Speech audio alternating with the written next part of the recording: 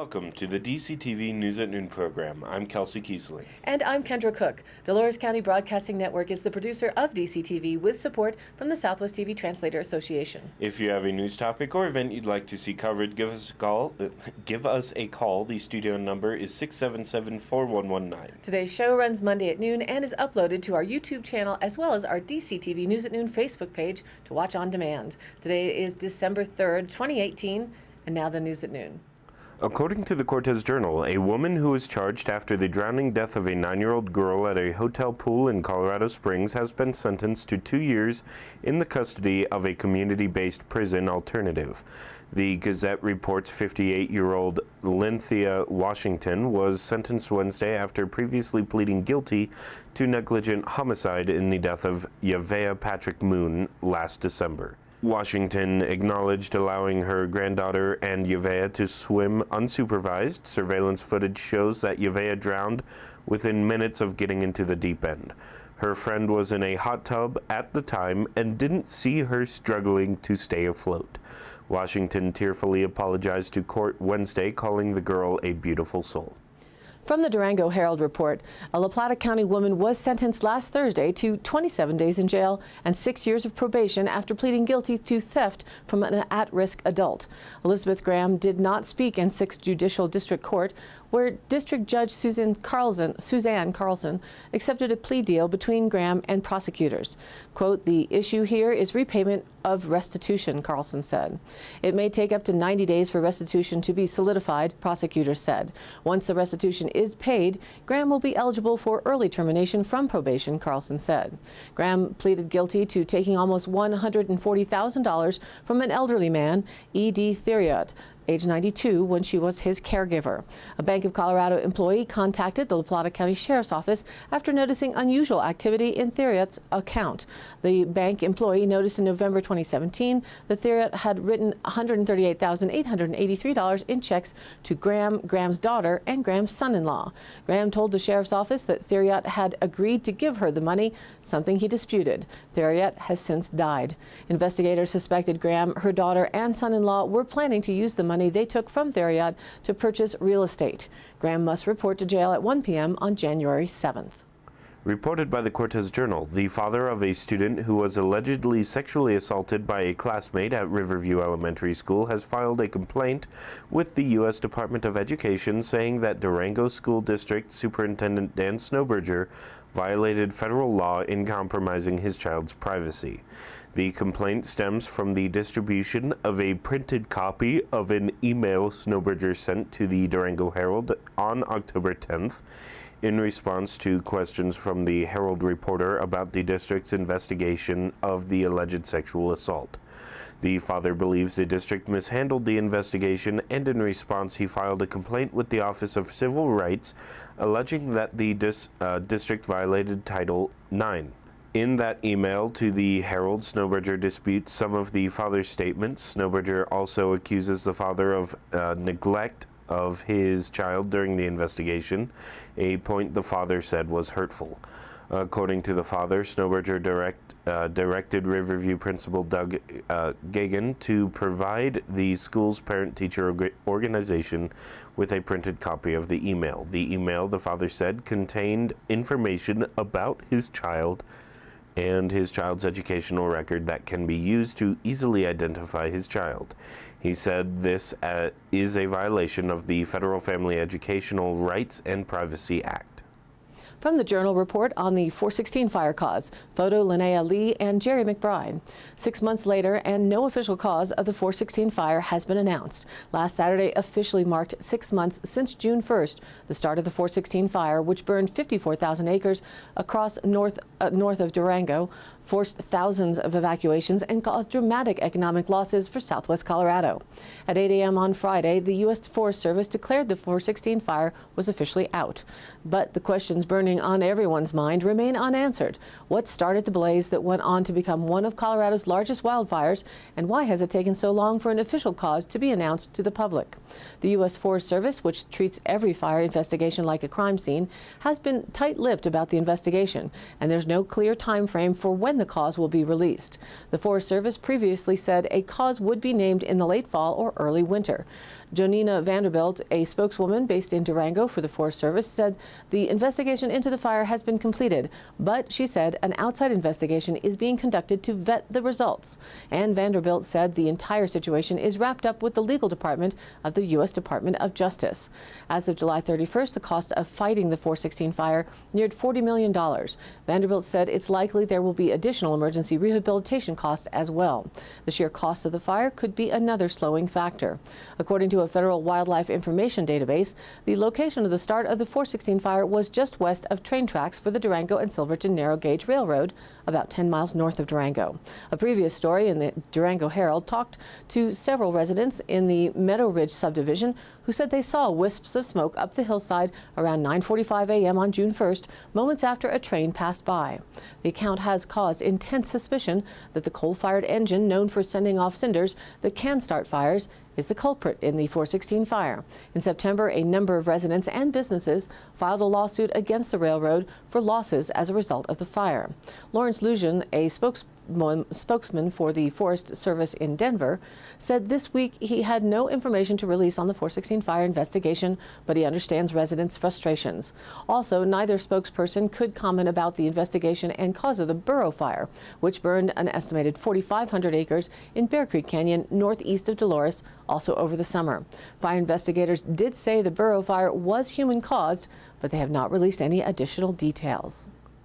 Reported by the Cortez Journal, a Bayfield man who was described as a nuisance to neighbors in the Forest Lake subdivision, including running at least one resident off the road with his vehicle, was sentenced Friday to 3 years in prison. Richard Sopensky, age 56, was facing up to 6 years in jail after pleading guilty to felony menacing in a plea agreement with the 6th Judicial District Attorney's Office. 3 members of the Forest Lakes community spoke at the court hearing, as well as Zopinski himself, who disregarded the advice of his public defender and asked the judge to revoke his guilty plea and set his case for trial. District Court Judge William Herringer denied Zopinski's request. "I think you need to be locked up and kept from society," Herringer said. As Herringer imposed his sentence, Zopinski tried to leave the lectern. Sheriff's deputies stopped him, and after Herringer finished giving his rationale for the sentence, led Zopinski out of the courtroom. In his remarks to Herringer, Zopinski did not dispute the underlying facts of his case, that he used his vehicle to chase an ATV driver off the road. But he said there are 2 sides to every story. And now let's take a look at the weather. The National Weather Map shows more heavy rain is on tap for the Florida Panhandle and southeast Georgia. Snowy conditions continue along the Rocky Mountains, with rain and snow sneaking into the Panhandle over Oklahoma, Texas, and eastern New Mexico. Some snow is possible in the northern mountains of California and across the Upper Peninsula or the UP in Michigan. And snow and rain showers continue over the Rust Belt and Upper Appalachia on up through the interior of New England. Our regional hazardous outlook shows light snow will continue over much of the west central and northwest Colorado area this morning, with activity slowly shifting northeastward during the day. Snowfall rates should remain very low, so accumulations of an inch or 2 are expected. Snow will continue over northwest Colorado and the upper Colorado River Basin tonight, with an additional 1 to 2 inches of snow possible. Tuesday through Saturday, look for a chance of mountain snow each day, though no powerful storms are expected. And our DCTV 5-day local look shows today partly sunny with a high near 26 degrees, northeast winds 5 to 10 miles an hour becoming southwest in the afternoon. Tonight mostly clear, and bundle up. It will be a bone-chilling cold again with a low to 7 degrees, northeast winds around 5 miles an hour. And then Tuesday we remain in the deep freeze with increasing clouds with a high near 32 degrees, east-northeast winds around 5 miles an hour becoming west in the afternoon. Tuesday night mostly cloudy with a low around 12 degrees, northeast winds around 5 miles an hour becoming southeast southeast after midnight. Wednesday, look for a little warm up, partly sunny with a high near 38 degrees. South winds around 5 miles an hour. And although, yes, we have our night temperature of 18 degrees with mostly cloudy skies. And then Thursday, a 30% chance of snow showers comes in after 11 a.m., mostly cloudy with a high near 41. And although our graphic doesn't show it, Thursday night, a chance of showers continues, cloudy with a low around 24 degrees. Friday again, a chance of snow showers, mainly before 11 a.m., cloudy with a high near 38. Friday night, mostly cloudy with a low around 20. Saturday, mostly sunny with a high near 38. And Saturday night, mostly clear with a low around 17 degrees. And here is a photo from near Egner looking east after some of the first snowfall fell over the weekend. Some reports were at 2 to 4 inches, while other spots included 8 to 10 inches. Drifting was part of the pattern on the second snow. And from Sunday's cold, we now see sparkly snow and ice crystals with mostly clear blue Colorado skies. Enjoy and send in those photos to the Facebook Dove Creek Local Weather Photos Group or email them to us at dscbnnews@gmail.com, and we'll put them here on air. And now back to the news. According to the Cortez Journal, despite federal opposition, Denver is trying again to become what could be the first U.S. city to open a supervised drug injection site, a strategy that some liberal cities have tried repeatedly to launch to reduce overdose deaths fueled by nationwide opioid epidemic. The Denver City Council voted 12-1 on Monday to approve a measure that would allow one site to open for at least 2 years under a pilot program, but there are still several hurdles to clear. The program must win approval from the state legislature, which is now under Democratic control after the recent election. Earlier this year, the Republican-controlled state Senate killed similar legislation. Despite the Democratic edge in the session starting in January, Democratic Governor-elect Jared Polis has not taken in a position on the issue and could veto the measure. If successful, Denver could have the nation's first publicly sanctioned site for people to use heroin, methamphetamine, and other illegal drugs under medical supervision, with staffers able to intervene in case of an overdose. From thetakeout.com, photo Pamela D. McAdams. Last month, the U.S. Department of Agriculture gave a preliminary go-ahead to an edible cotton product, paving the way for farmers to grow cotton not just as a textile, but a food. Before you get too fixated on the fascinating image of popping cotton poofs into your mouth like, well, cotton candy, that's not exactly what edible cotton will look like. It's the cotton seeds that would be edible. Currently, cottonseed is mostly used as feed for cattle or is pressed to make cottonseed oil. Dr. Curdy Rathor, a plant biotechnologist at Texas A&M University, has been working to develop this new type of cotton for years. According to an article from AgriLife, the cotton is transgenic, meaning DNA from an unrelated organism has been introduced in order to produce new traits in the plant. The cotton plant Rathor developed, sexily dubbed TAM 66274, has ultra-low levels of gossypol, which repels pests from cotton but is toxic to humans. Through his research, Rathor developed cotton that maintains normal levels of gossypol in the stem or leaves of the plant but has virtually no gossypol in the seeds. So what does it taste like? Rathor tells Forbes it'll taste like hummus. It's not all that unpleasant. Wow, that's a ringing endorsement, not unpleasant. But Rathor has greater ambitions for edible cottonseed than just making a new type of snack. He wants to use it to feed millions of people around the world. He hopes this cottonseed could be introduced as an agricultural feed for poultry, pork, and fish, as well as eaten by humans. Such a product can also be important from the standpoint of sustainability because farmers will produce fiber, feed, and food from the same crop, he told AgriLife. So presumably, farmers who grow cotton for textiles or other purposes could now also feed pigs, chickens, and aquatic food sources with the seeds of this new type of cotton. Rathor noted that for every pound of cotton fiber produced, the plants produce about 1.6 pounds of high-protein seeds, which can be ground into a powder and added to food or roasted and seasoned as a snack. Approval from the USDA's Animal and Plant Health Inspection Service, or APHIS, is step one in that process. Forbes notes that the U.S. Food and Drug Administration still needs to approve the genetically modified cotton, though Texas A&M says it expects approval within months. According to the Cortez Journal, Cortez residents are invited to share their thoughts on a proposed 0.5% refuse collection rate increase and a 5% water rate increase at a public hearing scheduled for December 11th at 7:30 p.m. at City Hall. Public Works Director Phil Johnson said the city takes the approach of annual incremental rate increases instead of shocking ratepayers with a large increase all at once. In the past 4 years, he said refuse rates have increased by $2.75 per month. Upon City Council approval, the new rates would go into effect January 1st, 2019. A residence or small business currently pays $21 per month for weekly garbage pickup. That is set to increase to $21.75, a 75-cent increase. Rates for dumpster pickups will increase proportionately depending on the dumpster size and frequency of pickup. Although Montezuma County increased landfill tipping fees by 29% this year, Johnson said Cortez will not pass those increases on to residents. He said the city will absorb the increased cost. The water rate for a single family home is $21.80 and is set to increase to $22.90, a $1.10 increase per month. Multifamily units will pay $21.65 per month under the new rate structure. Usage over 1,000 gallons will bring a fee of $3.07 per 1,000 gallons. From the MarijuanaMoment.net site, the 2018 Farm Bill will introduce and include a provision to legalize industrial hemp. Senate Majority Leader Mitch McConnell, Republican of Kentucky, and the top Republican and Democrat on the House Agricultural Committee confirmed last Thursday. Lawmakers in the Senate and House Agricultural Committees announced that they'd reached an agreement in principle on the large-scale food and agriculture policy legislation and were in the process of finalizing, quote, legal and report language. But while there's still, quote, more work to do, it seems that hemp legalization made the cut. The Congressional Budget Office is currently scoring the bill. Once that's complete and language is officially filed, the Farm Bill will be teed up for up or down votes in both chambers of Congress and, pending approval, sent to the president's desk.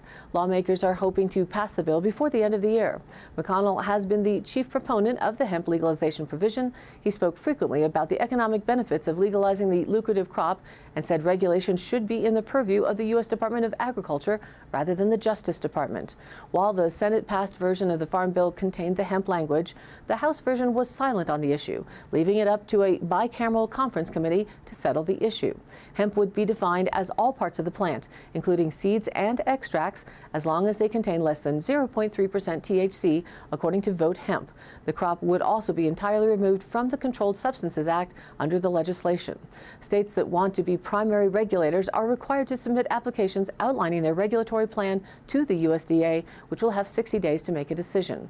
While lawmakers in both chambers spent months negotiating on other aspects of the wide-ranging bill, the hemp legalization provision has enjoyed bipartisan support. Quote, for the first time in nearly 100 years, commercial hemp production will no longer be federally prohibited in the United States, NORML political director Justin Streckel said in a press release. Quote, this represents a significant and long overdue shift in the U.S. policy. It remains to be seen whether the final language is any different from the version the Senate approved. In particular, advocates will be watching to see if the conference report contains a provision that would ban people with felony drug convictions from cultivating and selling hemp.